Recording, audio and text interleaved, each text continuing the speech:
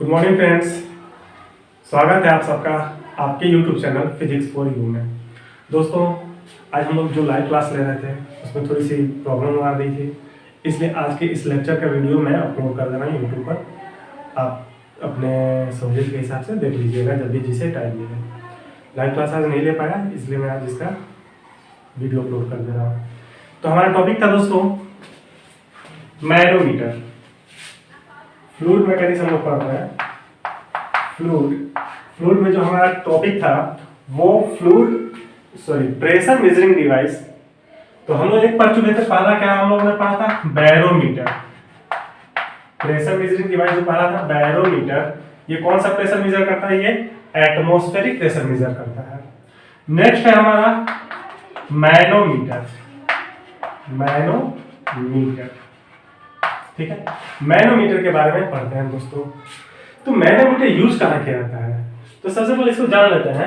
इसका यूज किया जाता है किसी कंटेनर के अंदर गैस के प्रेशर को मेजर करने के लिए यूज किया जाता है। यानी it is used to measure the pressure of gas inside a container। दोस्तों, कंटेनर के अंदर भरे गैस के प्रेशर मेजर करने के लिए मैनोमीटर का यूज किया जाता है। जैसे जैसे हमारे यहाँ एलपीजी सिलेंडर जो आता है उसके अंदर अगर प्रेशर मेजर करना होगा तो उसके लिए हम मैनोमीटर का यूज करेंगे। ठीक है, तो मैनोमीटर होता कैसा है, वर्क कैसा करता है, चलिए हम देखते हैं। दोस्तों, मैनोमीटर कई शेप के हो सकते हैं, लेकिन हमारे सिलेबस में जो है वो यू शेप्ड मैनोमीटर है। तो मैं इसको रफ कर दे रहा हूं और हेडिंग में डाल दे रहा हूं केवल मैनोमीटर, फिर उसको डिटेल्स में समझते हैं। दोस्तों, मान लीजिए हमारे पास एक कंटेनर है। मान लीजिए हमारे पास एक कंटेनर है जिसमें गैस भरे हुए हैं। ये गैस मॉलिक्यूल्स दिख रहे हैं, गैस भरा हुआ है। ये कंटेनर का ये ओपनिंग है। मैंने इससे एक मैनोमीटर ऐड कर दिया। यू शेप मैनोमीटर कुछ इस शेप का होता है, यू शेप का। तो मैंने इसे क्या किया, एक मैनोमीटर को ऐड कर दिया। दोस्तों, जैसा कि आपको याद होगा कि बैरोमीटर जो डिवाइस था उसके अंदर जो फ्लूइड भरा जाता है वो जनरली तो हम लोग कुछ भर सकते हैं, बट मेनली हम लोग उसमें मरकरी को ही फिल करते हैं, क्योंकि उसके चलते मैनोमीटर या बैरोमीटर का शेप और साइज सुइटेबल होता है हमारे लिए। तो मैनोमीटर में हम लोग जो फ्लूइड डालेंगे वो ही होगा क्या, मरकरी। तो दोस्तों, जब हमने इसको मैनोमीटर, ये हमारा क्या है, ये मैनोमीटर है। मैनोमीटर, जब हमने इस कंटेनर को इस मैनोमीटर से कनेक्ट किया तो मैनोमीटर में था फ्लूइड कौन सा, मरकरी। मान लीजिए मरकरी का लेवल उस समय यहां तक था। तो जब गैस यहां से आएगा तो इस मरकरी को प्रेस करेगा, मरकरी इधर से लेवल गिरेगा और इधर मरकरी का लेवल क्या होगा, उठेगा। तो मान लीजिए मरकरी का लेवल लास्टली यहां तक आ गया और इधर मरकरी का लेवल बढ़ के सपोज कीजिए यहां तक आ गया मरकरी का लेवल। ठीक है, और इस लेवल से ऊपर यानी इस मरकरी के लेवल से ऊपर कौन सा गैस है, तो इसके अंदर क्या भरा हुआ है, जो गैस भरा हुआ था हमारे अंदर, जो गैस इस कंटेनर के अंदर जो गैस भरा हुआ था वो यहाँ तक है। तो मान लीजिए पॉइंट है P1 और इसी हाइट पर, इसी लेवल पर यहाँ पे मान लीजिए हमारा पॉइंट है P2। दोस्तों, अब जो P1 का पॉइंट होगा वो P2 के पॉइंट एक ही लेवल पे, P1 पॉइंट और P2 पॉइंट एक ही लेवल पे है। इसका मतलब दोनों जगहों का प्रेशर क्या होगा, सेम होगा। तो मैं कह सकता हूं कि P1 equal to P2। P1 किसके बराबर है, P2 के बराबर है। और P1 क्या है, P1 है pressure inside the container due to gas. Container के अंदर का प्रेशर है P1 क्या है, कंटेनर का अंदर का प्रेशर किसके चलते, गैस के चलते, वही हमें मेजर करना है कितना है।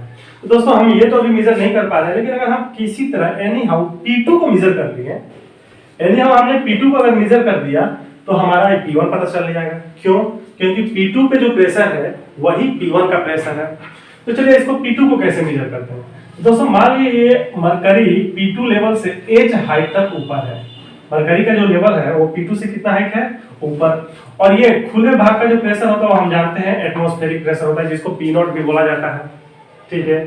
तो P2 का जो प्रेशर होगा यानी P2 इक्वल टू क्या होगा, सबसे पहले इस पे कौन सा प्रेशर होगा, तो एटमॉस्फेयर का प्रेशर, एटमॉस्फेरिक प्रेशर प्लस यहां तक जो फ्लूइड है इस P2 लेवल से ऊपर एज हाइट तक जो फ्लूइड है उसका प्रेशर। तो फ्लूइड के चलते प्रेशर हम लोग निकालना जानते हैं क्या होता है, density of fluid into height of fluid into acceleration due to gravity. तो जी ये हो गया हमारा, यानी प्रेशर एट P2 क्या हो जाएगा, atmospheric plus rho H G. Rho क्या है, ये डेंसिटी है मरकरी का, वेयर P0 पहले डिफाइन करते हैं, P0 क्या है, एटमॉस्फेरिक प्रेशर, एटमॉस्फेरिक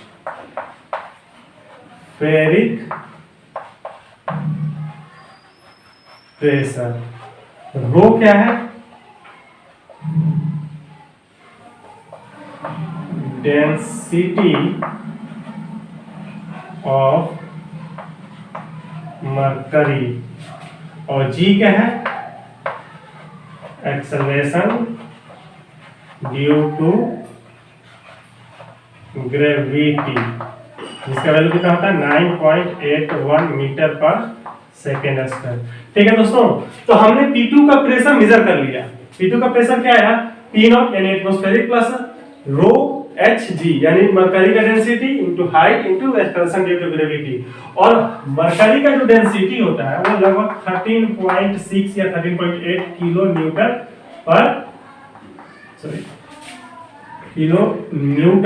पर क्यूबिक मीटर। ठीक है दोस्तों, तो मरकरी का डेंसिटी था 13.6, कोई लेता है कोई 13.8 बोल लेता है, एवरेज है 13.6। ठीक है, तो ये है हमारा मैनोमीटर। फिर से मैं डिस्क्राइब कर दे रहा हूं कि मैनोमीटर एक प्रेशर मेजरिंग डिवाइस है जिसका यूज किया जाता है किसी गैस का प्रेशर, किसी कंटेनर के अंदर भरे हुए गैस का प्रेशर मेजर करने के लिए। जैसे अगर हमारे यहाँ सिलेंडर एलपीजी का प्रेशर मेजर करना होगा तो हम मैनोमीटर से ही मेजर करेंगे। और ये हमारा मैनोमीटर कैसा है, U2 मैनोमीटर है। U2 मतलब यू आकार का ट्यूब से बना हुआ मैनोमीटर, यू शेप का, यू शेप मैनोमीटर। ये मैनोमीटर हमारा किस शेप का है, यू शेप का। हमने क्या किया, कंटेनर के एक पार्ट से जो पार्ट ओपन है उससे मैनोमीटर को कनेक्ट किया। जब हम कंटेनर को इससे कनेक्ट करेंगे मैनोमीटर का, तो मान लीजिए स्टार्टिंग में इस लेवल तक मैनोमीटर में भरा हुआ था। जब इससे मान लीजिए अगर हमारा मैनोमीटर इस तरह का है, मैनोमीटर इस साइड का है अगर, तो हम अगर इसे कोई भी फ्लूइड भरेंगे तो यहाँ इस आर्म में यहाँ तक फ्लूइड का लेवल है, तो इस आर्म में भी यहीं तक फ्लूइड का लेवल होगा। ऐसा तो नहीं है कि फ्लूइड का लेवल यहाँ पे इतना, इस आर्म में इतना लेवल तक है और इस आर्म में उससे नीचे रहेगा, ऐसा तो नहीं हो सकता। तो फिर हमने जब कनेक्ट किया तो ये लेवल नीचे गिर गया। क्यों? क्योंकि इसका प्रेशर था, ये लेवल नीचे गिर गया और ये लेवल ऊपर उठ गया। आप लोग ऐसा कीजिएगा, इसको प्रैक्टिकल करने के लिए एक लंबा सा पतला पाइप लीजिएगा, एक लंबा सा पतला पाइप लेकर उसमें कुछ लेवल तक पानी भर दीजिएगा। फिर क्या कीजिएगा, जब देखिएगा आप पाइप ऐसा लीजिएगा जो पारदर्शी हो, ट्रांसपेरेंट हो, जिसके आर पार देखा जा सके। जब आप देखिएगा ऐसे पाइप के आर्म्स को ऊपर नीचे करके, लेकिन पानी का जो लेवल है दोनों आर्म्स में वो ऊपर अप एंड डाउन नहीं होगा, पानी का जो लेवल है वो कांस्टेंट रहेगा। थोड़ा हिल सकता है बट लेवल ऊपर या नीचे नहीं होगा। तब आप क्या कीजिएगा, एक को उठाए रखिएगा, ऐसे ही मैं बोल रहा हूँ, इसी तरह का पाइप लीजिएगा, दूसरे में फूंकिएगा, फूंक मारिएगा या खींचिएगा।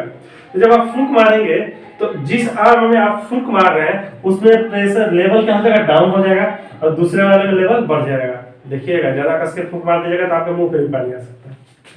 ठीक है, और अगर फिर आप अगर खींच रहे हैं इसको, यानी वहां का प्रेशर कम कर रहे हैं, तो जब खींचिएगा तो इस आर्म में पानी का लेवल क्या हो जाएगा, ज्यादा हो जाएगा, और इस आर्म में पानी का लेवल कम हो जाएगा। तो वही काम यहाँ पे हुआ दोस्तों। क्योंकि यहाँ पे गैस भरा हुआ था तो गैस में इसके लेवल को दबा दिया, प्रेस किया। क्यों? क्योंकि इस गैस के अंदर का प्रेशर ज्यादा था, इस कंटेनर के अंदर का प्रेशर ज्यादा था। अब मान लीजिए कि इसके अंदर प्रेशर कम रहता तो इसको उठा लेता, तो इसके हाइट तक लेवल पे हम यहाँ का प्रेशर मेजर कर लेते, नेगेटिव में आता, जो भी आता। ठीक है, तो दोस्तों इसने प्रेशर डाउन कर दिया, प्रेशर बढ़ा दिया, लेवल डाउन कर दिया, और यहाँ पे मरकरी का लेवल उठ गया। तो हम देखेंगे कितना मरकरी का लेवल अप हुआ है। तो मरकरी के अप लेवल को मेजर कर लेंगे, प्लस उसमें एटमॉस्फेरिक प्रेशर जोड़ देंगे, तो हमारा क्या हो गया? P2 का प्रेशर। क्यों सर एटमॉस्फेरिक प्रेशर क्यों जोड़ रहे हैं? क्योंकि दोस्तों हमारे ये जो P2 है उसके ऊपर ये मरकरी का प्रेशर इतना हाइट तक, प्लस उसके ऊपर भी तो क्या एटमॉस्फेयर का प्रेशर है, इसलिए ये P2 का जो प्रेशर हुआ तो P0 प्लस रो GH। अब हम जानते हैं कि P1 बराबर P2, इसलिए therefore P1 बराबर कितना हो जाएगा? P0 प्लस रो GH, यानी इस कंटेनर के अंदर का जो प्रेशर है वो इतना है। ठीक है दोस्तों, थैंक यू। चलिए आगे चलते हैं।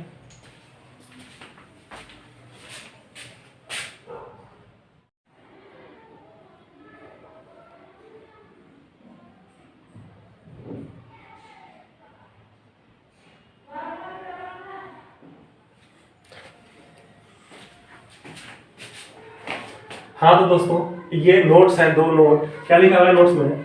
Barometer is used to measure atmospheric pressure, यानी बैरोमीटर जो प्रेशर मेजरिंग डिवाइस था उससे किस टाइप का प्रेशर मेजर किया जाता है? तो एटमॉस्फेरिक प्रेशर। सेकंड नोट में है manometer is used to measure gauge pressure and absolute pressure. Manometer का जो यूज किया जाता है गॉज प्रेशर को मेजर करने के लिए और एब्सोल्यूट प्रेशर को मेजर करने के लिए। तो सर क्या मैनोमीटर से एटमॉस्फेरिक प्रेशर मेजर नहीं किया जा सकता है? तो नहीं, मैनोमीटर से एटमॉस्फेरिक प्रेशर नहीं मेजर किया जाता। क्यों दोस्तों? क्योंकि अभी हमने जो मैनोमीटर का बनावट देखा, उसका यूज किया था इस टाइप से मैनोमीटर। इसमें गैस भरा हुआ था, गैस ये यहाँ तक लेवल पे था और मरकरी मान लीजिए इस लेवल का था। तो यहाँ का प्रेशर P1, यहाँ का प्रेशर P2।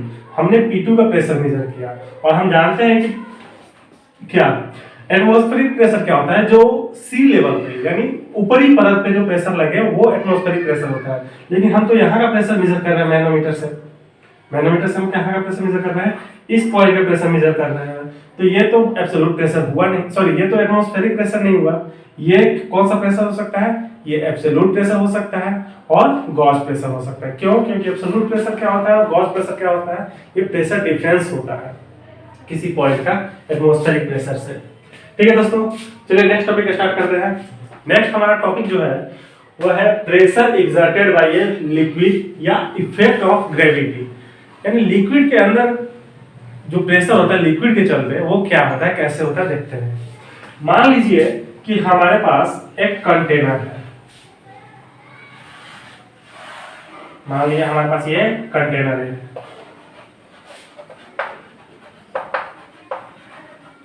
ठीक है। अब इसके अंदर लिक्विड भरा हुआ है। लिक्विड के लिए मैं अलग से है, फ्लूइड के लिए मैं, फ्लूइड कौन सा है? लिक्विड है। तो हम जानते हैं फ्लूइड में लिक्विड और गैस दोनों आ सकते हैं। ये जो फ्लूइड है हमारा लिक्विड है, ठीक है दोस्तों। अब मान लीजिए कि ये फ्लूइड जो है वो इक्विलिब्रियम पोजीशन में, इसका मतलब क्या? इसके सारे वॉल्यूम जो है एक इक्विलिब्रियम पोजीशन में, मतलब ये मूव नहीं कर रहे हैं, हिलना डुलना इनका बंद है, स्टेबल है ये। तो जब स्टेबल है तो एक हम इसमें पॉइंट मान रहे हैं कि एक सिलिंड्रिकल टाइप का कोई लिक्विड का एक हम वॉल्यूम मान लिए, जिसका क्रॉस सेक्शनल एरिया, इसका क्रॉस सेक्शनल एरिया A है और इसका हाइट जो है वो H है। ये लिक्विड के अंदर ही हमने एक लिक्विड का ऐसा एक शेप मारा है, कैसा पॉइंट मारा है जिसका क्रॉस सेक्शनल एरिया A है और इसका हाइट H है। ये भी लिक्विड ही है, मत सोचिएगा कि मैं लिक्विड के अंदर मैं दूसरा कुछ मान रहा हूँ, ये भी लिक्विड है। मैंने कंसीडर किया कि लिक्विड का एक ऐसा शेप है जिसका हाइट H है और क्रॉस सेक्शनल एरिया A है, और ये लिक्विड का जो शेप है वो सिलिंड्रिकल शेप है। अब इस पे कौन कौन सा फोर्स लग रहा है वो देखते हैं। तो दोस्तों इस पर एक ऊपर वाले, इसके ऊपर जो फ्लूइड है उनके चलते एक फोर्स लगेगा नीचे की ओर, ठीक है। अच्छा, इस वॉल्यूम में, इसका वॉल्यूम मान लीजिए V है, इस वॉल्यूम में इस मास होगा कुछ ना कुछ, यानी इतना दूर का जो फ्लूइड होगा उसका कुछ ना कुछ मास होगा, तो उस मास का वेट जो होगा वो नीचे की ओर लगेगा। वो कितना लगेगा? G। चलिए मैं अभी केवल दिखा रहा हूँ कौन कौन से फोर्स लगा है, मैं सबको एक वीडियो बनाकर दिखाऊंगा। सबसे पहले कि इसके ऊपरी सतह पर ऊपर वाले फ्लूइड के चलते इस पर एक फोर्स लगा नीचे की ओर, सही बात है। फिर इस वॉल्यूम के अंदर जितने भी लिक्विड हैं उनका कुछ ना कुछ मास होगा। जैसे मैं एक ग्लास वाटर लेता हूँ, एक ग्लास वाटर में उसका मास तो होता ही है, उसी तरह से इसके अंदर जो भी फ्लूइड आएगा, जो मैंने एरिया लिया है या जो मैंने वॉल्यूम लिया है, उसके अंदर जितना भी लिक्विड आएंगे उनका कुछ ना कुछ मास होगा, तो उस मास का कुछ ना कुछ वेट होगा। तो वो वेट किधर की ओर लगता है? हमेशा ग्रेविटी की ओर, यानी अर्थ के सेंटर की ओर, ठीक है। और इस नीचे वाले सरफेस पे नीचे वाले फ्लूइड एक प्रेशर लगाएंगे ऊपर की ओर, तो उसके चलते एक ऊपर की ओर फोर्स लगेगा। ये फोर्स F1 नाम दे दिया हमने, इस फोर्स का नाम दे दिया मैंने F2, और इसको नाम दे दिया वेट, ठीक है। तो F1 जो फोर्स था वो कितना था? तो फोर्स बराबर कितना था? तो हम जानते हैं कि प्रेशर बराबर होता है फोर्स अपॉन में एरिया।